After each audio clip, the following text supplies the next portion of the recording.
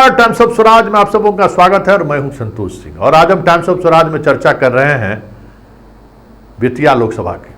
देखिए, बेतिया लोकसभा में जो चुनाव लड़ रहे हैं वो बीजेपी के पूर्व प्रदेश अध्यक्ष संजय जायसवाल हैं। और हम बार बार जो कहते हैं कि अमित शाह के जो बिहार में 4 चहेते चेहरे हैं, जिसको अमित शाह ने सुशील मोदी को काटने के लिए स्थापित किया है और स्थापित करने की कोशिश की उन्होंने। उसमें सबसे पहले संजय जायसवाल को उन्होंने प्रदेश अध्यक्ष बनाया था, फिर नित्यानंद राय, फिर सम्राट चौधरी और विजय सिन्हा। 4 चेहरे हैं ये। उन चारों चेहरों का इस बार अग्नि परीक्षा है। तो उसी एक चेहरे में संजय जायसवाल भी एक चेहरे हैं जो चुनाव बेतिया से लड़ रहे हैं। और बेतिया की जो स्थिति है और बेतिया में जिस तरीके से गोलबंदी हो रही है, अगर वो गोलबंदी ईवीएम तक पहुंच गया तो तय मानिए कि कल ही शाह के एक चहेते का वध तय है। हम बात लोकसभा बेतिया लोकसभा चुनाव की कर रहे हैं। वहाँ पर जो संघर्ष जिस तरीके से दिख रहा है, जिस तरीके की बिसात बिछी गई है, मदन तिवारी कांग्रेस का साधारण कार्यकर्ता कह सकते हैं, मुखिया से विधायक बना हुआ व्यक्ति कह सकते हैं, सामान्य सुलभ लोगों में कहीं भी किसी चौक चौराहे पर आपको भेंट हो जाए, ऐसा व्यक्ति संजय जायसवाल जैसे उम्मीदवारों को इस तरीके से चुनौती दे सकता है। हमें लगता है कि कांग्रेस ने भी नहीं सोचा होगा। लालू यादव तो उसका समर्थन इसलिए कर दिए थे कि अरे इसको कुछ है ही नहीं है। संजय जायसवाल से तो उनका पुराना रिश्ता है ना, उसके पिताजी भी तो संजय जायसवाल तो राजद से आए हैं, पुराना रिश्ता है। और लालू जी रिश्तों का ख्याल रखते हैं, वहाँ शाश्वत को नहीं होने दिए। भाई शाश्वत वहाँ खड़ा होगा तो वहाँ परेशानी हो सकती है। तो पैसा भी था शाश्वत के पास, इसके पास तो बेचारा कुछ है ही नहीं है। लेकिन इतना सहज और सुलभ लोगों के बीच ये घूमते रहे हैं कि वही उनकी जो खासियत है ना, आज संजय जायसवाल पर भारी पड़ रहा है। और इस कदर भारी पड़ रहा है कि पूरे प्रचार अभियान के दौरान संजय जायसवाल कहीं भी टिकते हुए नहीं दिखे, कहीं भी टिकते हुए नहीं दिखे। और ब्राह्मण ने तो प्रचार अभियान के दौरान ही इस तरीके से बेरुखी दिखाई है, जो सामने जैसे लग रहा है कि मोदी भी उसे दिखाई नहीं दे रहा है। बातचीत में वो कहने लगे कि मोदी के लिए 400 पार है ना, एगो संजय जायसवाल हारिए जाएगा तो क्या होगा।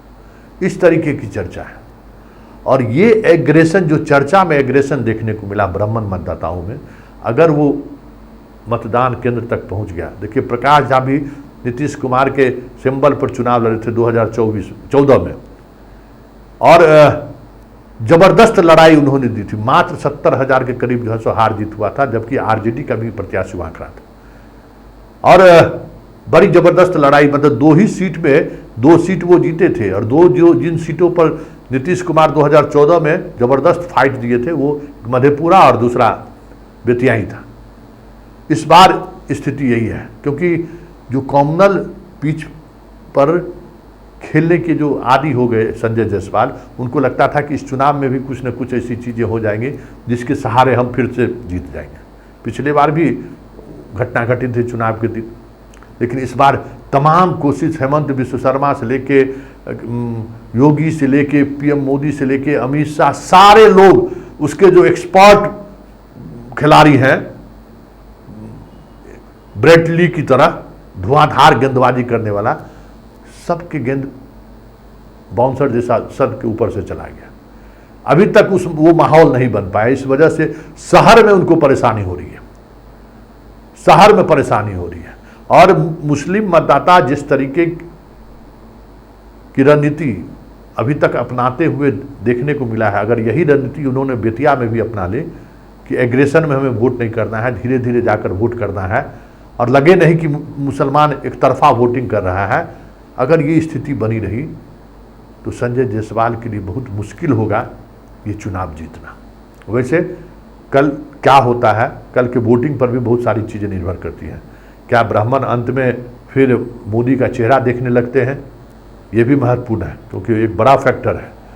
और महिला वोटर किस तरीके से संजय जायसवाल के लिए बाहर निकलते हैं, क्योंकि संजय जायसवाल के खिलाफ इनकम्बेंसी ज़बरदस्त है। उनके खिलाफ शहर में जो व्यापारी कम्युनिटी के लोग हैं वो भी उनसे नाराज हैं। और कुछ खास सेक्शन तो ऐसा है जो किसी भी परिस्थिति में या तो नोटा दबाएंगे, उनको तो वोट नहीं करेंगे। तो इस तरीके का गुस्सा उनके खिलाफ है। लेकिन कल देखने वाली बात होगी कि किस तरीके से पोलिंग होता है, किस तरीके से लोग वहाँ मतदान केंद्र पर पहुँचते हैं, ये देखने वाली बात होगी।